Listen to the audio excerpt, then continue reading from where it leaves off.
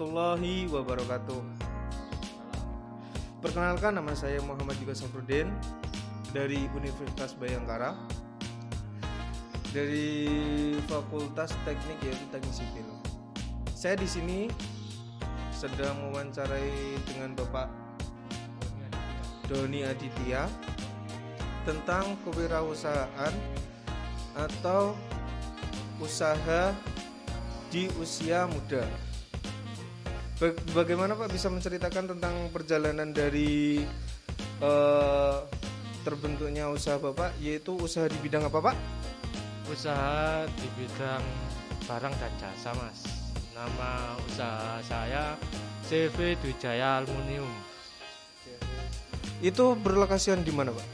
Lokasinya di Jalan Sarirogo, Pak. Di sebelah kantor notaris, kiri jalan. Oh, lalu proyek apa saja yang Bapak lakukan? Kalau proyek saya alhamdulillah dari 2010 sampai sekarang belum mencari proyek. Ya, proyek yang saya dapat dari teman, dari mulut ke mulut sampai sekarang. Saya berjalan di bidang kusen aluminium, pintu aluminium dan kaca. Kalau ada yang mau minta bongkar kaca ya saya siap. Oh, begitu ya Pak ya. Lalu suka dan dukanya Bapak mendirikan perusahaan ini, lalu di tengah prosesnya untuk mempertahankan perusahaan ini bagaimana Pak? Ya kalau suka dukanya banyak, Mas.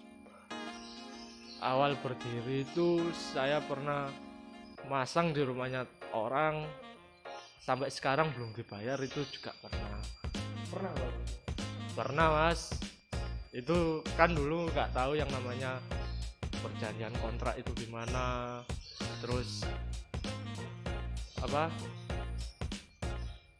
perjanjiannya, pembayarannya itu gimana. Saya kan belum tahu awal-awal.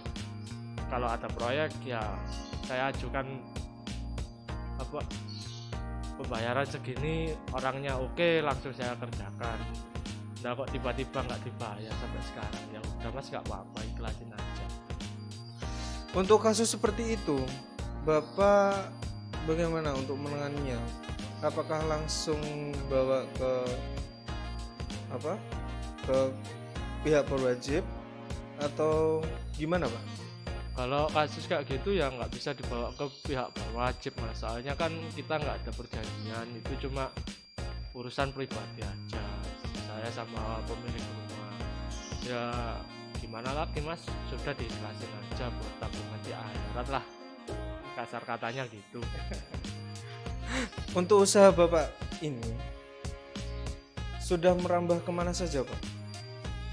Kalau usahanya alhamdulillah saya bulan-bulan ini ada proyek di Palu, Mas.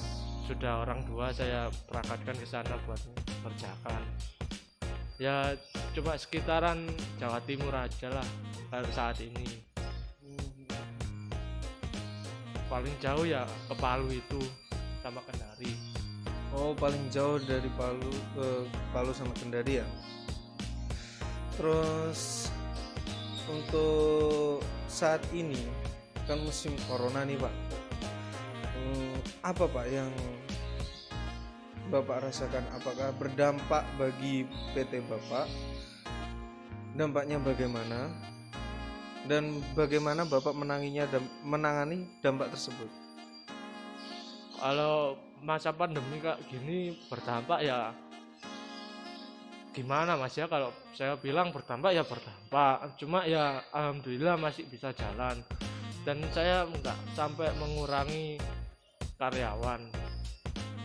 Berdampaknya itu ya cukup signifikan kalau menurut saya, soalnya banyak proyek saya yang di sekitaran Sidoarjo itu istilah orang-orang di lockdown lokasinya, nggak boleh buat kerja. Udah 3 bulan, Mas, ada sekitar 10 lokasi rumah itu nggak bisa dikerjakan. Sampai sekarang baru bisa dikerjakan kalau nggak salah bulan depan baru bisa mulai dikerjakan lagi. Ya cara nanggulanginya ya saya itu aja pinter-pinter bagi lokasi buat kerja karyawan saya aja. Ya satu lokasi biasanya saya isi 2 atau 3 orang. Ya namanya kayak gini saya isi 4 orang biar semuanya kerja. Untuk tips dan motivasi Bapak bagi pemirsa atau yang melihat wawancara ini agar menjadi seorang entrepreneur yang sukses,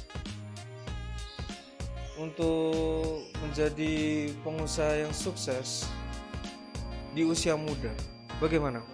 Kalau tipsnya jangan pernah takut gagal, karena kegagalan itu adalah sebuah kesuksesan yang tertunda.